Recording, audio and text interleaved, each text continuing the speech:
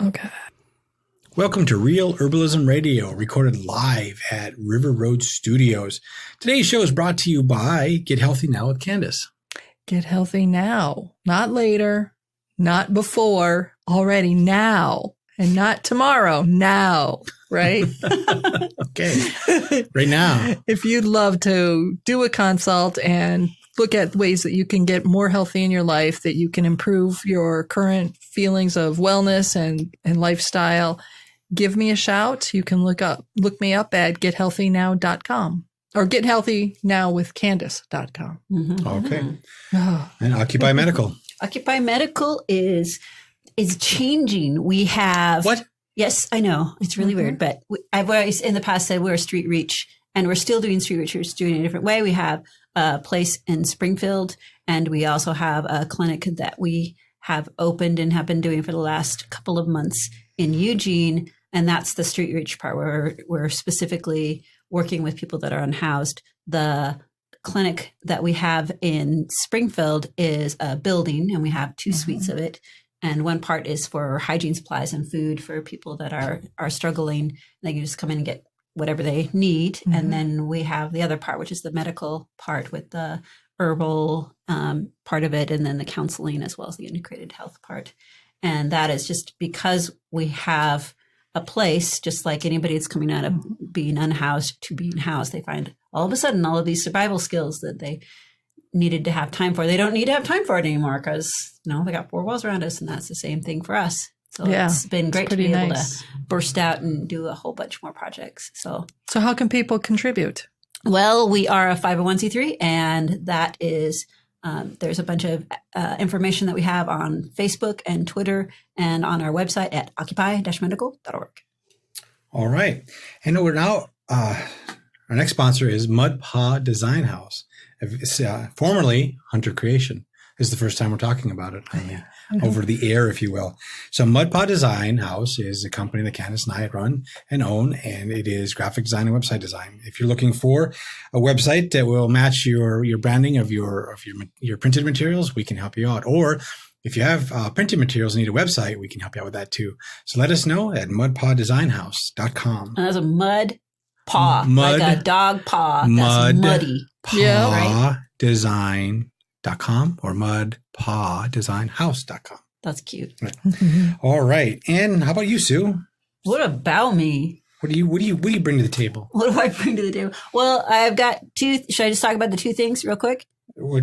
I'll talk about Patreon first. So I mentioned before about Occupy Medical, and I do a lot of stuff just during the week working with people that I cannot bill them.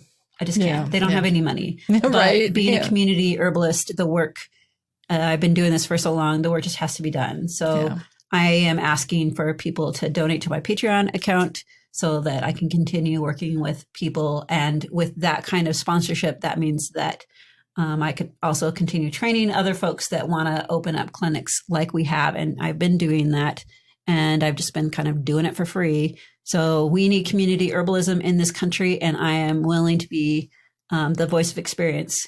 So I just need support from people. And you can go to my Patreon account at www.patreon.com/SueSierraLupe. Okay. That's really cool. Yep. That's just one of them. Do you have any more? Do you have any supporters already? So I do. I have a couple of wonderful supporters that have been brave enough to put in for, one of them as a one-time supporter, and then the others are monthly supporters. Nice. Yep. So all right. Did you have something else? Very much. Yes. So there's also Sierra Lupe Herbal Consulting, and that's at gmail.com. And that is my business that I do herbal consulting, and that is for people get charged per hour for that one. So that's that. They get the same kind of service, and I can come to people's houses and do things online. And that's available. So you've heard the genius. Now you can have that in your life too. All right. Ace High Heat Graphics, custom imprinted shirts and caps and everything else that you can wear. They're specializing in event wear. So if you are an herbal organization and you are putting on a fair or a festival and you need to have 200-300 shirts done, that Ace High Heat Graphics can help you out and save you a lot of money. Yeah. You know, the other thing that Ace High Heat Graphics is doing is also doing branded wear for companies. So for within the company. So if you are a herbal organization and you have employees and people and volunteers that you want to have them all wearing like the same shirts, or they would like to support the company by purchasing a shirt, that's another thing that Ace High Heat Graphics does. We're in fact we're doing a company store for a large client right now, so their employees can go there and buy their shirts. We did a promotion for that company, and all the employees liked the shirts so much that they wanted to buy them for workwear. Nice. So they said, "Can you help us with that?" So we're setting them up with an online store. That's really cool. And with the political season brewing up, I'm sure there's a lot of people that would want their slogans written on their shirts too. Right. Yeah. Right. All right. And finally, the Herbal Nerd Society, for which we would not be able to do any of this. Right. Right. Yes. We are thankful for the Herbal Nerd Society. When I don't want to come here some days and record because I got other things to do, I just remember there's a bunch of Herbal Nerd Society members paying me to get here. Yeah, I know. And they get content every single week. We put an article together.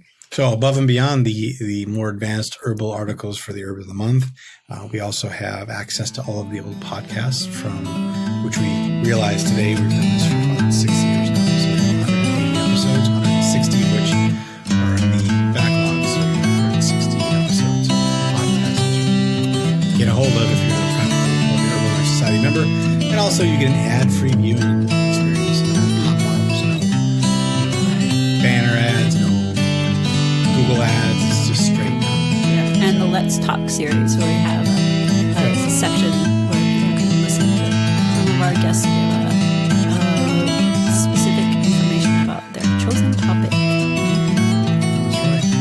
All right, on with the show. Practice of herbalism is often a deeply personal one. As we heal others, we heal ourselves, and the plants rejoice. Today we're talking with Jessica Baker, licensed acupuncturist, herbalist, and author of plant songs about connecting with plants as medicine for change. Now here are your hosts, Candace Hunter and Susie Lupe. I'm Candace Hunter. And I'm Susie Lupe. And welcome to Real Herbalism Radio. Welcome. Hello, Jessica. Hello.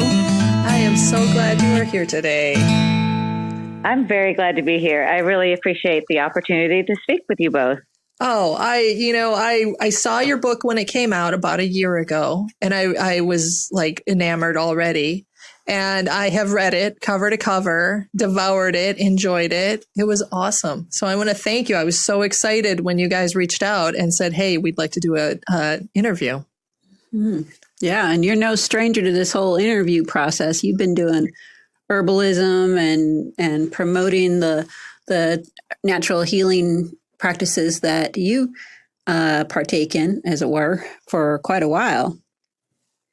Absolutely. I've been an herbalist, or started studying herbalism over 20 years ago. And I feel like it took me a few years to actually call myself an herbalist. Mm-hmm. And so it's just been a great journey of like working with plants and having the plants work with me and on me and all of those beautiful things. And so I'm glad you liked the book. It's always a little embarrassing to put personal information out in the world. So it's nice to hear good things come back from it. Right? Yeah, it is. It's really, you're really vulnerable in a way when you do that. You know, you're sharing your stories of yourself with people you don't know, because you don't know who's reading that book. Right. And even like my parents reading that book was a moment of like, oh my gosh, my parents are going to read this book, you know? I didn't even think about that. Yeah. Having parents that would read your book. Yow. Huh. I hope it went well. It did. I have really great supportive parents. And so it was, like my mom was like, oh, I didn't know you felt like that. It's like, of course you didn't. I was 12 and I wasn't going to admit to you how I was really feeling. Mm-hmm. And, they were really great with it. And I never really kept many secrets about cannabis smoking or anything from them. So that wasn't shocking to hear. Mm-hmm. Good. Good. Yeah. So where were you raised? I was kind of raised all over. I come from a military family. So usually I lived somewhere between 9 months and 2 years, about average was 2 years. And so I was born in Alaska and lived there till I was 2.5 or 3, and then kind of dotted all across the South. Were you Air Force? I was Army. Army. Oh, what state, where were you born then in Alaska? I was actually born at Elmendorf Air Force Base. And so, although my dad was in the Army, we tended to live near Air Force bases as well. So I can't explain why, but I was born on an Air Force base. Yeah. One of the things I loved about your book is the fact that you wander through what are really common European Western herbs like rose and yarrow. Then you move into other ones that are really like definitely TCM style herbs like magnolia. And then you've got like tobacco, which is very Native American herb. And I mean, I love how in so many ways the herbs and the plants that you chose reflect your moving around childhood and growing up experience. Yeah, it's funny. I didn't even think about that until you said it. But I mean, not the moving around part, absolutely. But the choice of herbs, it didn't even occur to me that it was going along those lines of Chinese medicine and Western herbalism, and then Native American, not practices, but a Native American plant like tobacco. These were literally just the ones that were begging to be added to the book, because it's like, okay, well, this is my favorite and this is my favorite, but it's like, no, these are the ones that were pivotal in those moments of my life, and I just needed to be reminded about that, Yeah, I mean, the way that you put them together, it's seamless. You don't feel like you're jumping from one nation to another or one modality to another. You have integrated the lessons of the herbs so well that you can just flow through them. And I love looking at the table of contents and just thinking, wow, that's much more a TCM one, but it's not. It is and it isn't. Do you know what I mean? Right. Because like Magnolia, we definitely use it more in TCM. Yes. But then, coming from a Southern family, it was like, well, Magnolia is like the epitome of a Southern tree, in my opinion, because you just see it everywhere. Oh, yeah, it is. Honestly, I mean, we're very much not in the South. We're in the North, in terms of latitude. And there are magnolias on my street, and they're not the same ones as the ones that are in the South, I think, because those are much larger and more fragrant. We have a couple different types up here. But the ones that we have up here, I mean, the one that's in my yard, she's not big, but I look at her and she has got that strong Southern energy, that like a uncompromising Southern woman who's not going to put up with crap. Oh, thank you. I can relate to that strong Southern woman. I have a lot of those in my family.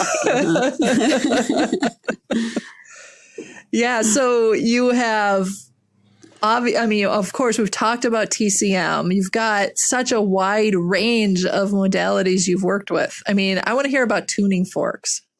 How do you, tuning forks? Tuning forks.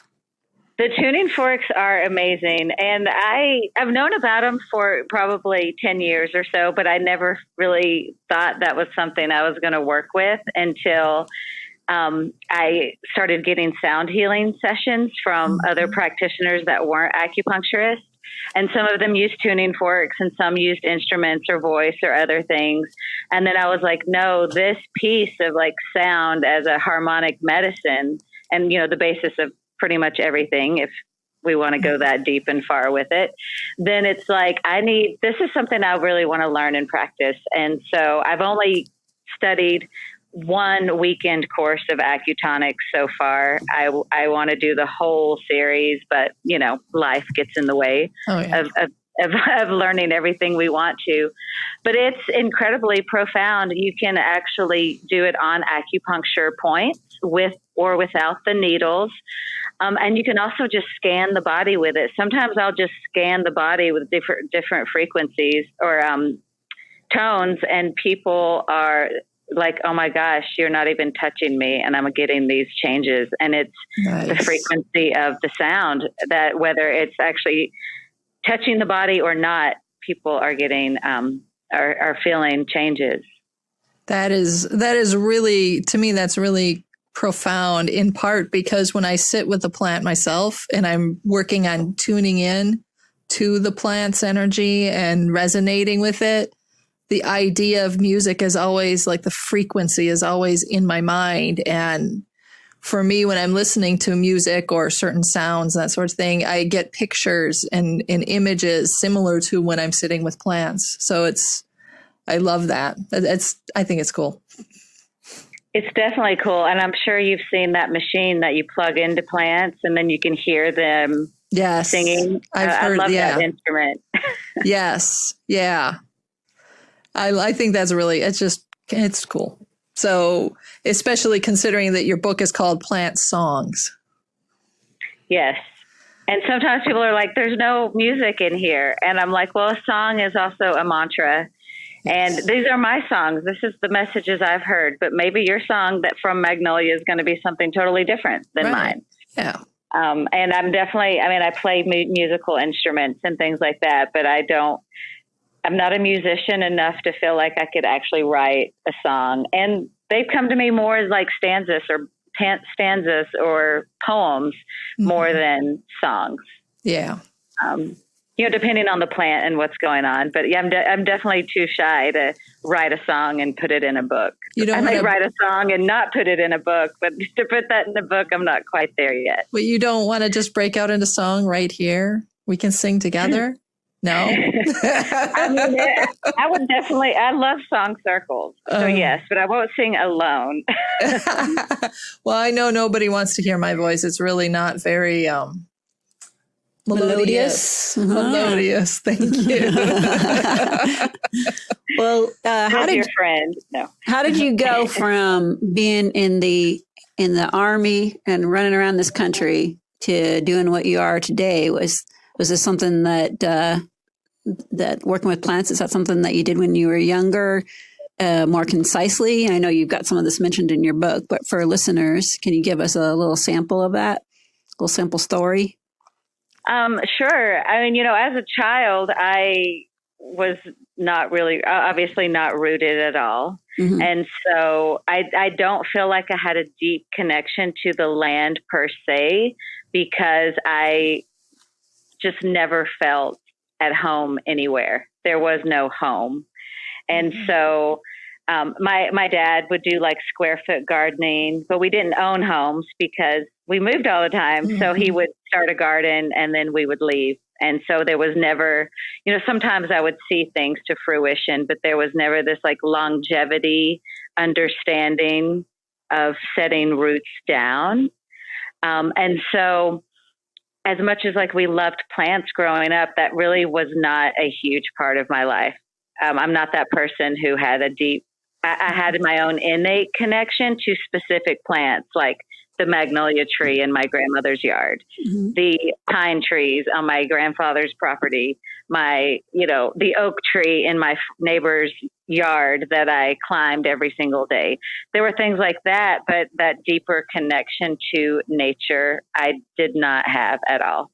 And I really didn't have until I was in college, and I would start going to the river and start going hiking with some of my friends. And then it really started when I moved to Humboldt County in 1997. My boyfriend, who's now my husband, we dropped out of college and moved to Humboldt to be in the medical cannabis.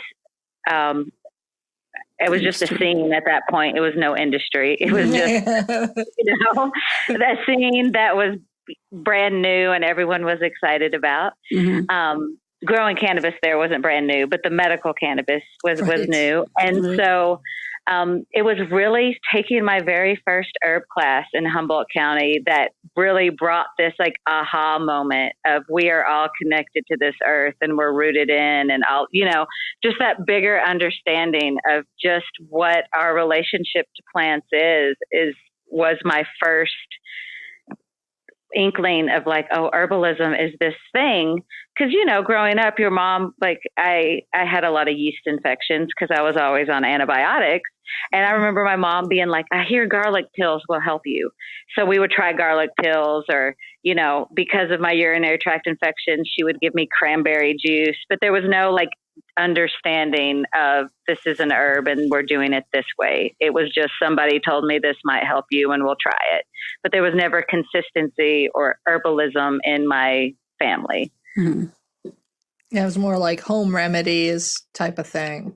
Yeah, exactly. Yeah. It's like everybody's grandma has pine oil for your chest, but no one's like talking about pine oil from a medicinal standpoint. It's just everybody knows you use pine oil, Right. Mm-hmm. Well, and there was a long time where herbalism and home remedies were just, that was the medicine. And then it just sort of, I think, especially in the South, we never quite let go of it. Yeah. It's because of the poverty. Yeah. You couldn't afford the fancy things that they had in the stores. And people can be pretty isolated when they're down south in certain pockets, at least where we were. There's a bigger town and then nothing for miles. And then, the smaller towns, which were isolated from each other as well. And I know every part of the South is a little bit different, but the families, they stuck together. Mm-hmm. And those practices, they stuck with the families. And I also think, obviously I can't generalize everyone in the South, but in my family, the poverty was definitely a part of it. And also we had, I knew 3 of my great grandmothers. So we also had multiple generations. So I feel like there was at least some form of lineage of information that just wasn't cut off, because you were just your nuclear family and you didn't know your extended cousins and great aunts and great uncles and all of that, So we really had 5 generations alive at one point during my family history. And integrating with each other. Exactly. Yeah. So especially, I wonder if this is true for you when your dad was shipped off somewhere where you often shipped to a grandparent house to wait it out until whatever transitory project was over. That happened when I was really, really small. So small, I don't remember. And then it happened again right before I moved to Germany. I had to go to Georgia and be in school for 3 weeks or a month before we met him over in Europe, Ouch. It is ouch. But my parents, again, they tried to make it as easy as possible. But, if I could just, the only good thing about Georgia was meeting my husband at the University of Georgia. There were other good things, like getting to live near my grandmother and things like that. Because I didn't really ever live near my family until I was in high school in Georgia. But it was a little shocking. It's a culture shock, Yeah. Oh, yeah, definitely. Especially, it's not like we lived in Atlanta. We were in a very rural area with, people who had never been to Tennessee and it was 10 minutes away. And you're like, you've never been to Tennessee. Okay. Why would we want to? We live in Georgia. That's exactly. Yep. Yeah. You're definitely from the South. That's right. I get you, hon. Yeah. Yeah. Wow. So that's a divergent culture that you were in, the people that are deeply rooted, and then you just wafting around for quite some time. I know from my own experience that transitory lifestyle, when I finally came to college here at the University of Oregon, it was so deeply, it was such a big relief. I got to see plants growing on top of plants, and I got to this idea that I could stay here and recognizing some of the plants that had been in my own travels. It gave me a sense of belonging. And that is for people that have had to move around a lot, that sense of belonging, not only to a place, but to the people around them. That's a huge gift. Yes, it is. Yeah. So plants are that little helper, and that you take them with you. And the more you learn about them, no matter where you are, then it's like you're expanding your sense of home. Oh. Yeah, that is so true. Because now every time I see a plant or a tree or a fungus or whatever that I recognize, I'm like, oh, hi, friend. Yep. You're like, you're here. Yep, that's true. Yeah. So so this is like an autobiography / herb book. Plant songs. Oh, sorry. Yes, plant songs. Yeah. It was in my head, and I looked at the book, but for listeners, they probably couldn't see that. No, surprisingly, no. Yeah. So how did you become inspired to write this all down? It was just those moments of I've always liked to write. So I always knew from a small child that at some point I would write a book. It was I just knew that was going to happen. And this was really like an inspiration because I took a writer's workshop. Oh, good for you. Books, because I wanted to know how the whole process, what is the whole process of trying to publish a book? And so I think the timing of it was because I won one of their prizes where they would I didn't get a Hay House membership or authorship, but I did, a self-publishing thing. And so I think the timing was just because it was like, oh crap, I took this class and now they're saying that my idea is good enough to do something with. So I think that was, so it was just encouragement of okay, I am on the right path here. Validation. And I knew it was going to be an herb book. When even before the class, I knew I would write an herb book. And I didn't want it to be just I love all my herb books. Don't get me wrong. I love every single herb book, but some of them are kind of dry and they're all just facts. And we all love facts, but I also I'm a storyteller. So I wanted to tell a story. And so I was like, well, I can't just tell other people's stories because that's not authentic. And, and I don't always just want to be like, Gerard said this and Culpepper said that. And I really wanted to pull from something personal. And also, I've had a clinic now for 10 years. And so I knew I had enough clinical knowledge to pull from to say, I've seen this enough times now that I can say on some degree, at least in my experience, that this is true, And so I was like, it just kind of came to me one day is like, let's write your stories down. And it was really hard to write your stories down and to remember things that, maybe weren't in the forefront of your mind anymore. And so that was kind of my inspiration.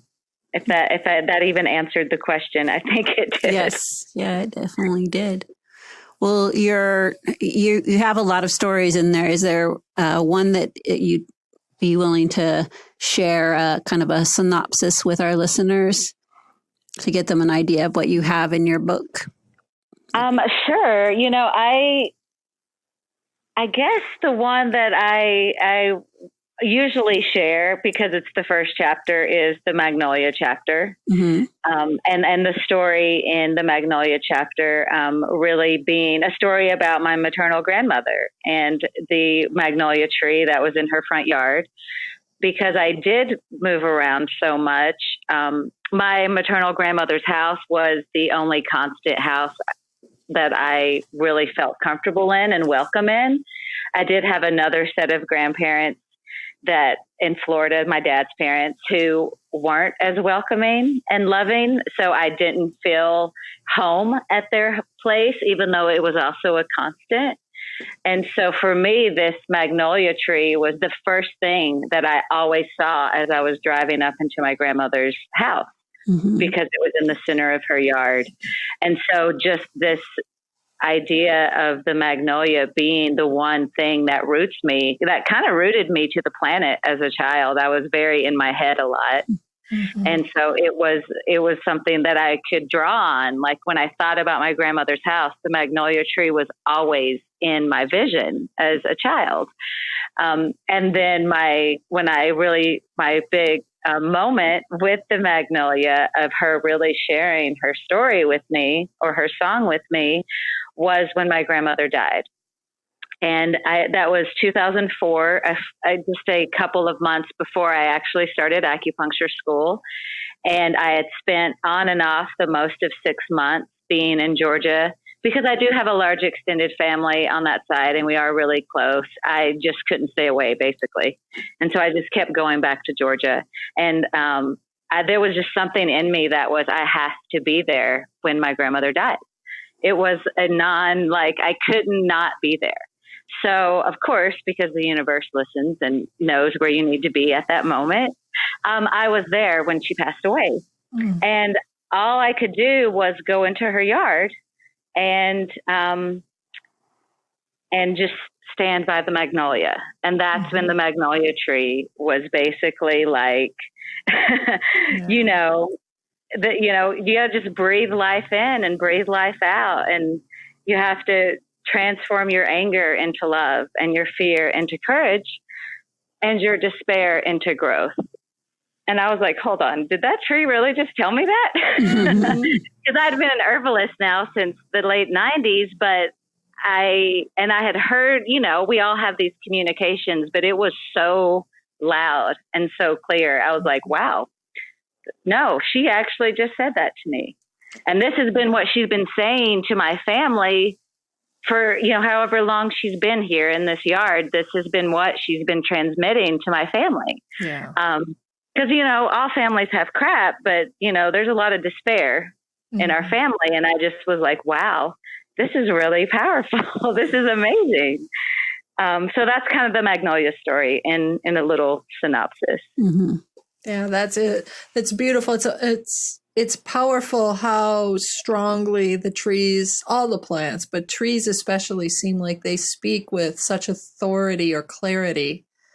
And I'm sure that, beginning to work with the acupuncture and being in acupuncture school probably helped you open up even more to being able to hear that. Absolutely.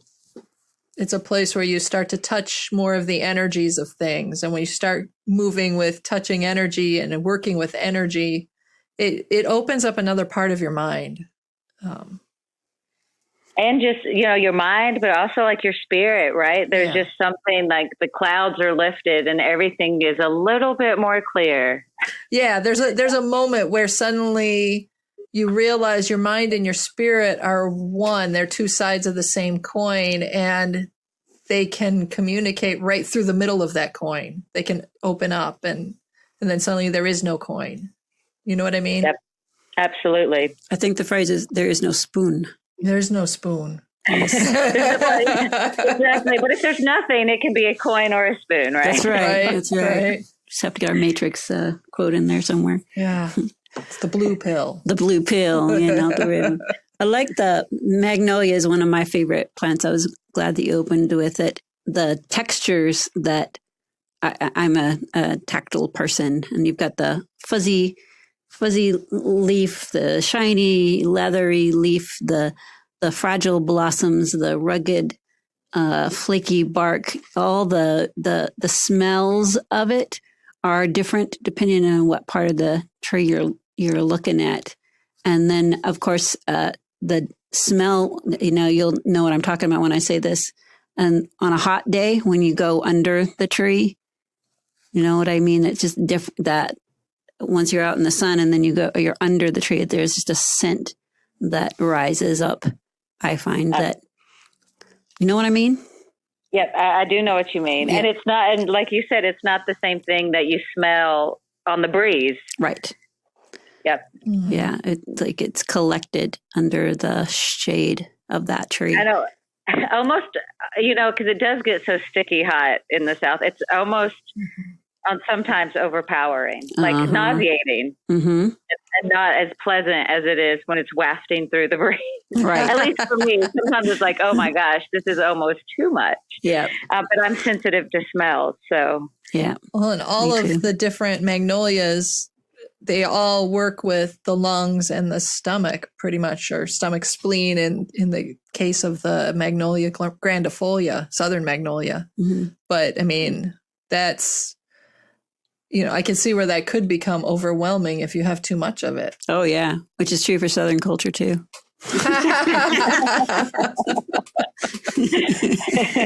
Definitely true on that. Yeah. That's funny. You're so bad. Oh, well, I like my hate mail. I have to admit, I haven't spent a lot of time in the South. I've taken a couple very brief visits. I've seen Meridian. Mississippi. Yeah.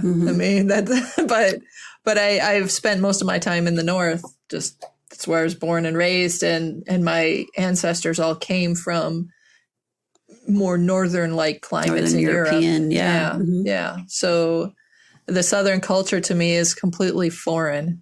Mm-hmm. So, yeah. And I've been to Florida, and that doesn't count. So. Yeah. It's tropical. Yeah. Right. So I'm sure I just offended a bunch of people, but I don't ever assume or think of or associate Florida with Southern culture. Right. Well, but Northern Florida is absolutely Southern culture. I was just going to say Florida that. is like Southern Georgia. Before the dangling portion. Yes, when you're still in the Panhandle, the Panhandle is absolutely the South. There you go. That's where my family lives, and they are Southern. Farms and all that there. Yeah, it is a blessing to be from a place like that, but there is a reason why. People that come from difficult circumstances have brewed up either compassion or anger or resentment or all three of those, and hopefully higher on the compassion end. I think there's an interesting story in the South, and it's partly the story of the U.S. and the North and the South, the battles and the difference in culture. There's this almost like repressive nature of what's happened to Southern culture. I was standing in the post office of all places today, and a fella from St. Augustine, Florida. Yeah, St. Augustine, St. Florida. Augustine, Florida. Yes, I can see it every time I'm thinking of that city. I can see it, but the name of it wants to escape me. But his family was from there, and he was adamant about how that was the first settlement in America, and Plymouth Rock was, this it shouldn't get all the press. It shouldn't get all the glory. And he was really quite sweet about it. He wasn't mean or angry. He was just saying that's the facts. That's where we began in terms of European settlement in America. And, really it is. Even though in grade school I learned all about Plymouth Rock, and, I only learned about St. Augustine 5 years ago. That's just not right. Yeah, we're learning a lot about history. But the piece that you also have in your book, it seems, is this connection with experiencing, being present in the moment, and then bringing your conflict that you have in your mind to another being, in this case, plant medicine. And it seems like you focus on not just the healing that the plants have in their chemistry, but also the traditions as well. How do you do the research for that? Is it from your travels? It's definitely from my travels, and it's also, I am like an avid reader. So I definitely tried to read as many texts as I possibly could. I was an undergrad. I was a Greek and classical literature major. So at one point in my life, I could actually read Greek, Wow. which does not happen anymore. People are like, can you still read it? And now I read the books where it's Greek on one side and English on the other. And I'm pretty much reading the English side and acting like I know what's going on the Greek side. Nice. So at least for this book, I was at the Denver Botanic Garden Library almost every day. Researching, looking at books. I tried desperately to get into their rare book collection, and they never let me in. They're like, no, we have the online version. I'm like, I don't care. Please. I want to be in the room with the old book. So it was a lot of research and asking other herbalists I know what their personal experiences and opinions were. And, just trying to get as much information from as many sources as I can. And when I put the book out and the whole thing came out, I was like, I didn't cite one source for this book. And then I was like, you know what? Who cares? This wasn't supposed to be this heady reference book of material. It was supposed to be a book of stories. Yeah. But if I redo it, I will definitely put in more resources of where I got the information. Because for someone like me, I care. I want to go be able to look that up. Yeah. Right. And I didn't really offer that. And so I will apologize to any reader who cares about that. Well, I like doing that. I'll go through a book and spend the next couple times I go through is I'm looking at, well, where did they get this from? That's interesting. But that's your story, your Plant Songs book is more about your take on it. And I think that's what, like you said, that's what your focus is. This was your take. So in the future, putting up other places for people to look to kind of get their take or to see, I see where she got that from. I was going to say, it's not as bad as you think. I mean, like, for instance, I'm not judging her. You are citing the Shen Nug at one point, Dioscorides. I mean, you've got quite a few well-known, Culpeper. You've got quite a few good sources that are just right in the text. They're in the text. Yeah. Right. I did do that. I just didn't do like the reference at the end, or like, this is from page blah, blah, blah of this book and this publication, which I know scholars really like all that stuff. They do like all that stuff. And that stuff is probably pretty good, but I kind of like the story better. Me too. And in all honesty, I mean, I've seen your credentials. I trust you know what you're talking about. Well, she's trying to be sensitive to people like me, Candace. I know. I know. I will say I'm proud of my credentials, but I wouldn't just trust people based on those credentials. And in general, because each acupuncture school in every state's totally different, and you get a different education. And the American Herbalist Guild, they have a pretty rigid system to give you those two letters at the end of your name. But I always say, I love all my acupuncturists, but we are definitely there's differing degrees. And, there's like C students that graduate everywhere, right? Yeah, it's like, that's what I always say. When people are like, oh, my doctor, I'm like, yeah, your doctor could be a C student, but he's still a doctor.